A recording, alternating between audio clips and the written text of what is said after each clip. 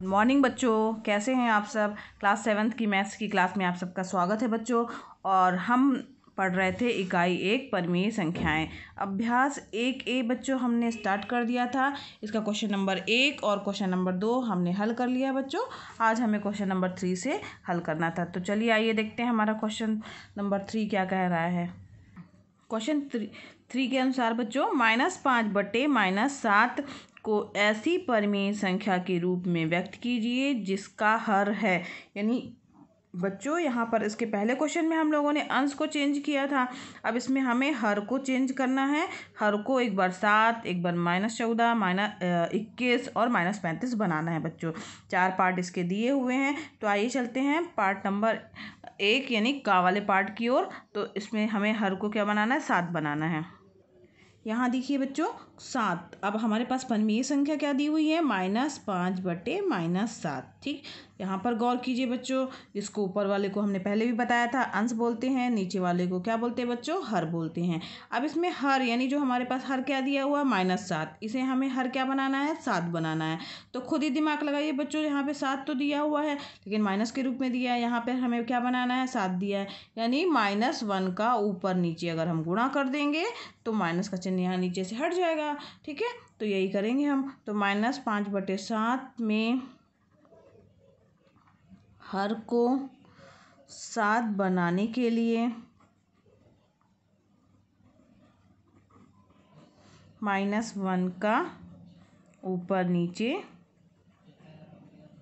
गुणा, ठीक है, करने पर लिखना बच्चों इसलिए ज़रूरी है क्योंकि हर स्टेप के नंबर होते हैं। कैसे पता चलेगा कि आपने क्या प्रक्रिया की है। तो क्या हम इसे करेंगे -5/-7। ठीक है, अब यहाँ पे गुणा क्या करेंगे, -1 और -1। ऊपर नीचे एक जैसी संख्याओं का गुणा करने से जो है वो संख्या प्रभावित नहीं होती है। -5/-7 है। अब कर दिया इसको तो माइनस माइनस बच्चों क्या हो जाएगा, प्लस हो जाएगा। यानी ऊपर क्या हो जाएगा, 5, और यहाँ पे भी माइनस माइनस क्या हो जाएगा, प्लस हो जाएगा। तो क्या हो गया, 5/7। अब यहाँ पर ध्यान दीजिए, हर कितना आ गया, 7। हमें हर को क्या बनाना था, 7 बनाना था। तो यही हमारा आंसर हो गया बच्चों। समझ में आ रहा है ना कि हमने क्या प्रक्रिया की है। अब आइए इसी का एक और पार्ट लेके चलते हैं। इसका पार्ट ले रहे हैं घा ना, -35 दिया हुआ है बच्चों। खा और गा ये दोनों आपके होमवर्क रहेंगे। बहुत ही आसान है, इसी तरीके से करना है, आप इन्हें कर लेंगे। तो घा वाले को हम और लेके चलते हैं। घा बच्चों दिया है -35। ठीक है, अब घा -35 दिया है और हमारे पास संख्या क्या दी हुई है, परिमेय संख्या -5/-7 है। अब इसमें ध्यान दीजिए, हमें हर को यानी -7 को -35 बनाना है। तो देखेंगे बच्चों कि जो हर वाली संख्या है 7 की टेबल में 35 कब आता है, तो 7 की टेबल में 7 पन्ना 35 होता है। यानी 5 बार गुणा करना पड़ेगा, तब हमारे पास नीचे क्या आ जाएगा, 35 आ जाएगा बच्चों। माइनस का चिन्ह लगा है, यहाँ पे भी माइनस है, तो हमें केवल 5 का ही ऊपर नीचे गुणा करना पड़ेगा।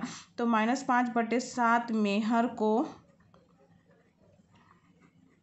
-35 बनाने के लिए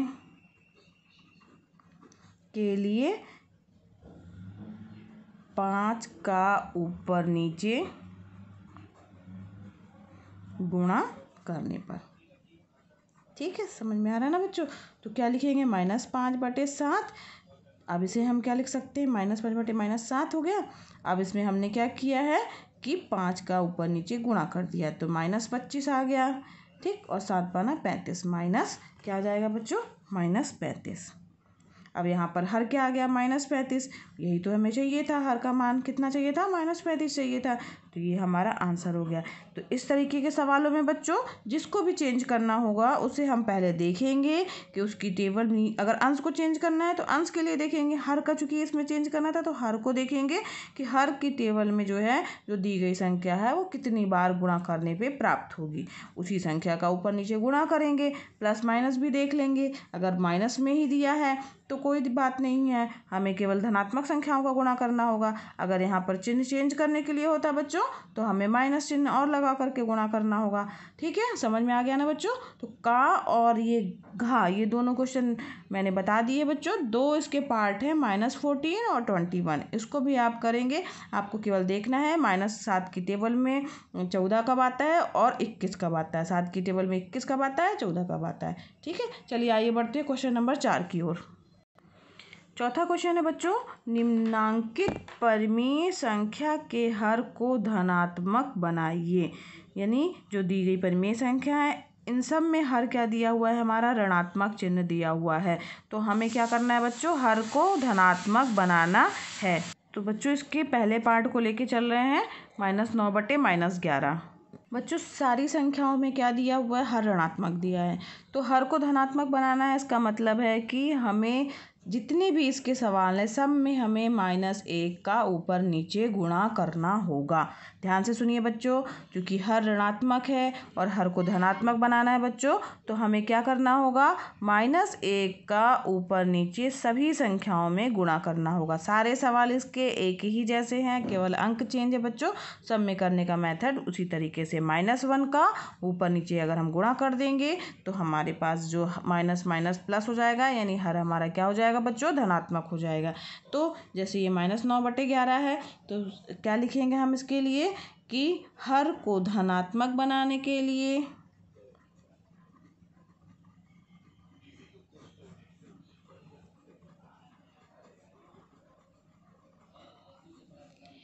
दी गई परिमेय संख्या में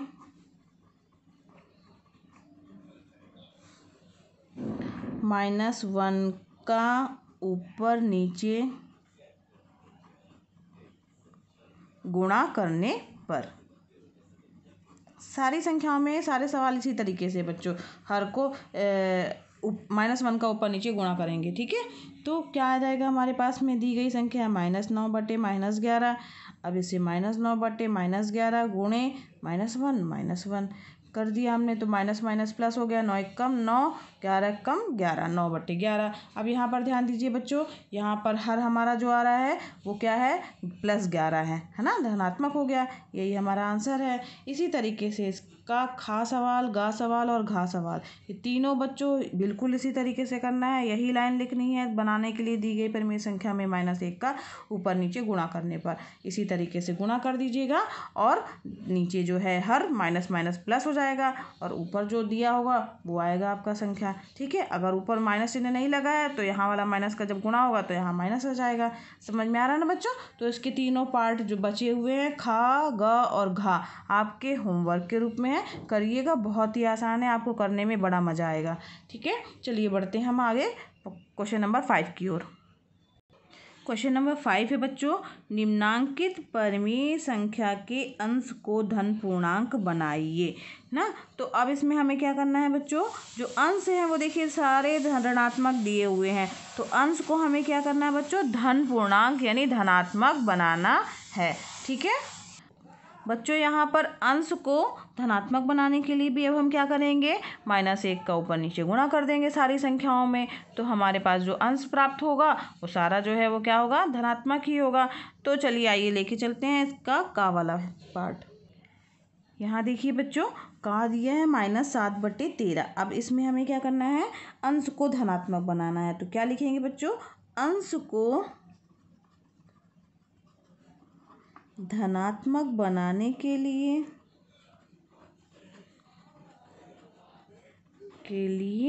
दी गई परिमेय संख्या में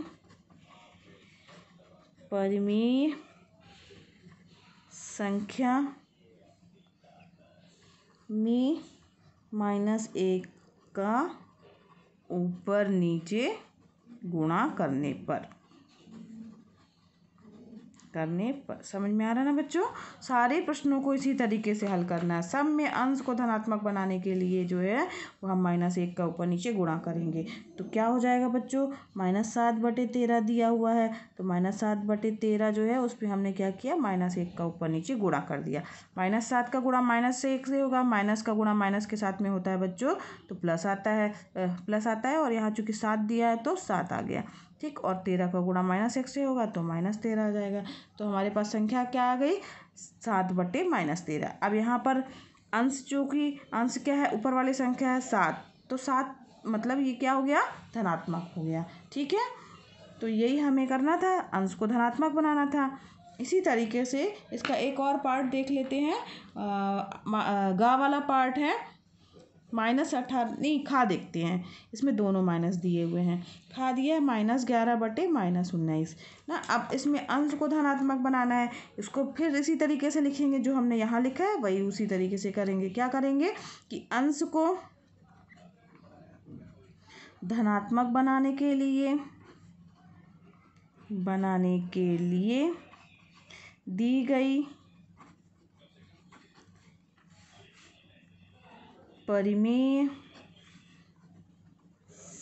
संख्या में -1 का ऊपर नीचे गुणा करने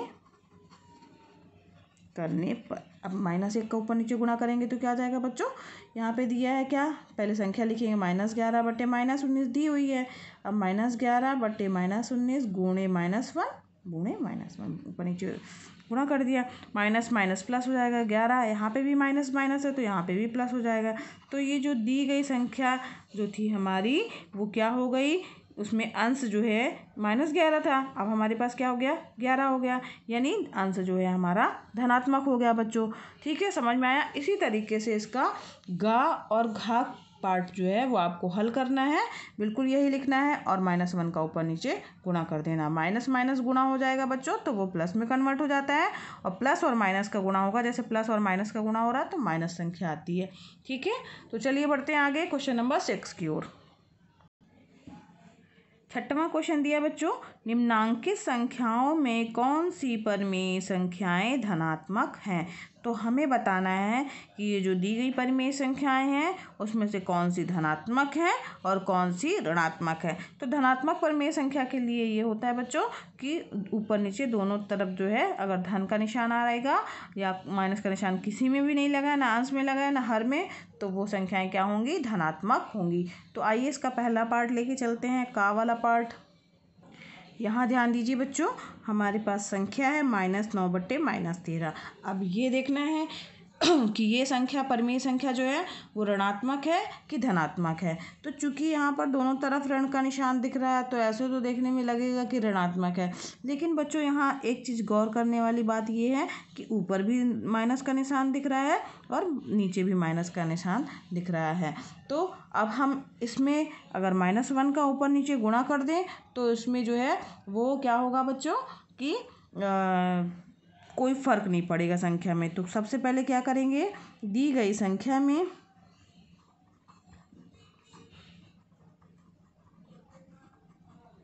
-1 का ऊपर नीचे गुणा करने पर। ठीक है, तो अब जब हम ऊपर नीचे इसमें गुणा करेंगे तो क्या आ जाएगा, -9/-13। अब -1 का ऊपर नीचे गुणा कर दिया। ठीक है, -9/-13 जो है वो, अब इसको मल्टीप्लाई करेंगे तो 9 एकम 9 और 13 एकम 13, माइनस माइनस प्लस हो जाएगा। अब जो प्राप्त हुई संख्या बच्चों, तो यहाँ पर जो दी हुई संख्या है हमारी, इस पे गौर कीजिए, इसमें कहीं पर भी ऋण का निशान नहीं लगा है। इसका मतलब क्या हुआ कि ये जो दी गई संख्या है हमारी, यानी -9/-13 ना, तो ये दी गई परिमेय संख्या क्या है, धनात्मक परिमेय, अतः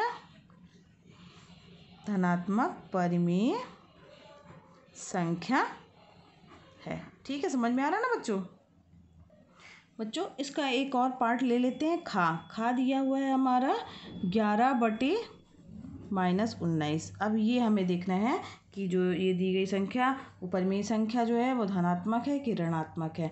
तो यहाँ पर ध्यान दीजिए बच्चों कि यहाँ पर अगर जो दिया हुआ है हर, वो क्या है, ऋणात्मक है ना। तो ऋणात्मक दिया हुआ है, यानी कि चाहे अंश है चाहे हर, अगर किसी भी एक में अगर ऋणात्मक चिन्ह लगा हुआ है तो वह दी गई परिमेय संख्या क्या होती है बच्चों, हमारी ऋणात्मक परिमेय संख्या होती है। इसकी चर्चा हम लोगों ने पहले भी की है। तो यहाँ पर ध्यान दीजिए बच्चों कि जो हर है वो -19 दिया हुआ है हमारा, अतः दी गई परिमेय संख्या हमारी क्या होगी, धनात्मक नहीं होगी। तो लिखना पड़ेगा, चूंकि दी गई परिमेय संख्या में हर ऋणात्मक है, अतः दी गई संख्या, दी गई परिमेय संख्या धनात्मक नहीं होगी। दी गई परिमेय संख्या कौन सी? 11/-19 धनात्मक नहीं होगी। ठीक है, समझ में आ रहा ना बच्चों कि क्यों धनात्मक नहीं है? क्योंकि इसका हर क्या है? ऋणात्मक है। इसी तरीके से बच्चों इसका का और खा बता दिया गया है। गा और घा बिल्कुल इसी तरीके से करना है आपको। तो ये दोनों आपके होमवर्क हैं। ठीक है बच्चों आज के लिए बस इतना ही, और कल हम आगे इसके बचे हुए जो हैं वो शेष प्रश्न जो हैं वो हल करेंगे इस प्रश्नावली के।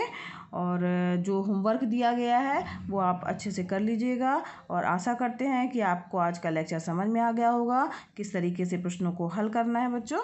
तो आप होमवर्क सारा कंप्लीट कर लीजिएगा। तो कल हम इसके बाद आगे बढ़ेंगे। ठीक है, अगले लेक्चर में का वेट कीजिए आप। कल हम इस प्रश्नावली को लेकर के आगे बढ़ेंगे। तो आज के लिए बस इतना ही बच्चों। आपको मेरा वीडियो पसंद आया हो तो लाइक कीजिए, और दूसरे बच्चों को शेयर भी कीजिए। यह एकदम निःशुल्क है ताकि उनको भी इसका लाभ मिल सके। और अगर आपने अभी तक मेरे चैनल को सब्सक्राइब नहीं किया है बच्चों तो सब्सक्राइब भी कीजिए। थैंक यू बच्चों।